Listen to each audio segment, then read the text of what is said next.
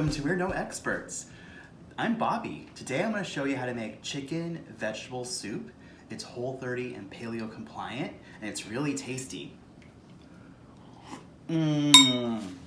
So good. So stick around and I'll show you how to make it.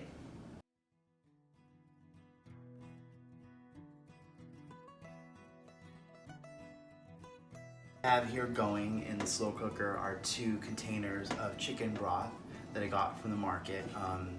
I just poured them in there. I set the slow cooker to high because I don't have a lot of time tonight because I don't have like 8 hours, so I'm gonna try to cook it at high. So usually do is I get the herbs, seasonings, and the broth going first to get the liquid hot. That way when I put the other ingredients in, the broth will be hot. If the broth's cold or room temperature, it's gonna take longer for everything to cook. So I like getting the broth going first. It's really easy, just open the things up and put the seasonings in, the herbs, and that kind of like will do its own thing while you're doing everything else in the kitchen. So these veggies that I'm actually sauteing at a very low temperature, I chopped them up and you can see there's carrots, celery, potato, turnip, some other seasonings, and I think there's a parsnip in here too, and a little potato. So what I did was I went to the store and you can see this here. This is a soup veggie mix. They usually have it in the produce section. I think it was like $5. So instead of buying all the veggies separate and spending a lot of money, now I found it's like really cost efficient to buy the veggies are already like kind of like set up for soup. So what I did was I got the carrots, I got the other ones and chopped them up, and what I'm going to do here for all this leftover stuff, I'm going to put it in a broth, which I'm going to use with the bones. So you can see here is a rotisserie chicken I got for $8 from the local market, and I'm going to chop it up, probably use about half of it in the chicken, and half the chicken I'm going to use in the soup. The other half I'm going to use probably for chicken salad or maybe chicken quesadillas or some other stuff. It's really good to have a rotisserie chicken around because you can use it for a lot of things and you don't have a lot of time to cook. So after about 10 minutes of cooking, the veggies that I chopped up have let go of a lot of their liquid in the form of steam, and they've reduced down a little bit, and they've softened a little bit. So when I put them in the broth and to make the soup, it'll take less time to cook. What I've learned is putting raw vegetables in soup makes it take a lot longer to cook.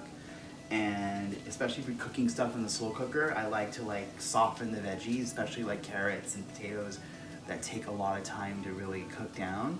If I soften them, it doesn't take as long to cook. So I'm gonna turn this off and give it one final stir. I'm gonna open up my slow cooker and I'm gonna just dump them in the broth. So here are the veggies, nice and softened, and I'm gonna just put them in slow. A little bit of a splash, not a big deal, but just kind of put them in. So look at how much it's filling up. Look at all of that goodness. If I didn't cook it down, there probably would be more volume. So actually also cooking down the veggies releases some water that would otherwise go into the broth. So I kind of like doing that for that reason too.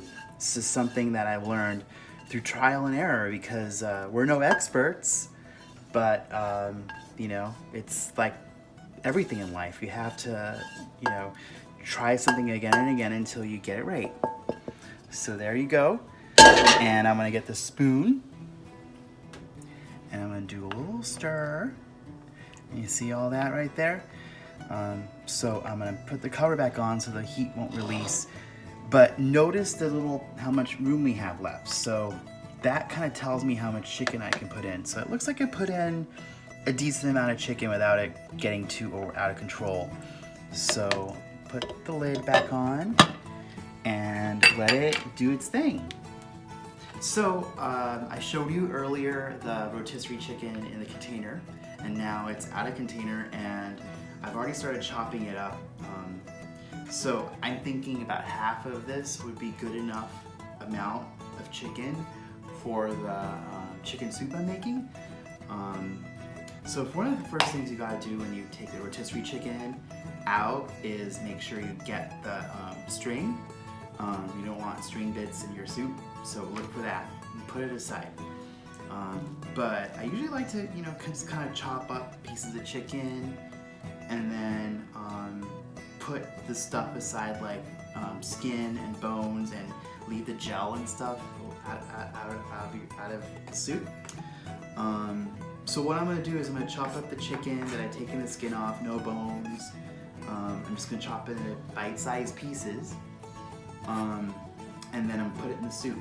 But one of the things I wanna do, and I kind of learned kind of just recently, is I was wasting the chicken bones and the chicken fat and the chicken skin and just throwing it out. And I saw something on one of those cooking shows that I love so much, and they're talking about using leftover bones for chicken broth, and I'm like, that's a really good idea.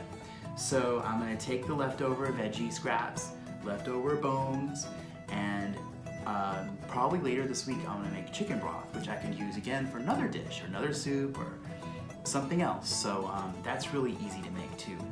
But that's another episode upcoming, so watch out for that one, how I make chicken broth.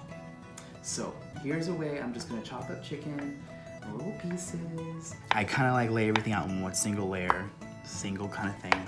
Just go through it. You might have a different way of cutting chicken, and if that works for you, go for it. But this is my kind of way of doing it, and there you go. So got little bite-sized chicken pieces there. And I'm probably gonna put some more, but this is kind of like a start until I put it into the broth. So this is a start. So now that I cut up the chicken here, I'm gonna put it into the broth with the veggies that I've already put in a little earlier. So this is gonna really help it congeal. You don't wanna put the chicken in too late. You kind of want it to go in when the other ingredients go in. Or a little after the other ingredients, because it's a chicken soup, it's not a veggie soup, so that's really important. So I just put the chicken in the plastic where I got the rotisserie chicken, and I'm just kind of gonna pour it in there. There it goes. Bye, chicken. So I think that's a good amount. I might put a little more in, depending on if I go back to the chicken and see if there's any more meat I can put in there. I think it can use a little more meat. Look at that. It's a little thin on chicken. So I'm gonna put some more meat in there. Also, I almost forgot, I like to squeeze lemon in the chicken soup towards the end. So if you have lemon, it's good to kind of put a squeeze in, maybe cut a piece in and just squeeze it in there. It kind of gives it a little fresh flavor. It's totally up to you. You don't have to do it, but I think lemon goes really well with chicken soup. And I have dill in there too, so dill and lemon kind of are a really good combination. So I'm gonna put that in a little later, but like I said, optional. So that's my version of chicken soup, and it's totally compliant with Whole30 or Paleo diet. So if you're doing those, there's no bad carbs in there, there's no rice, there's no dairy. It has good veggies, good protein in the chicken. So I think it's a really healthy way to kind of get through the winter and not worry about going crazy with calories and bad stuff. So later, when it's all done, I'll show you how the finished product looks. So probably be another 4 hours. Hey guys, so soup's all done cooking, I'm pretty much all done eating. I'm gonna get another bowl in a little bit after I'm done with this. Hope you enjoy your soup too. And leave comments or questions below. Subscribe to our pages. And we're no experts. See you next time.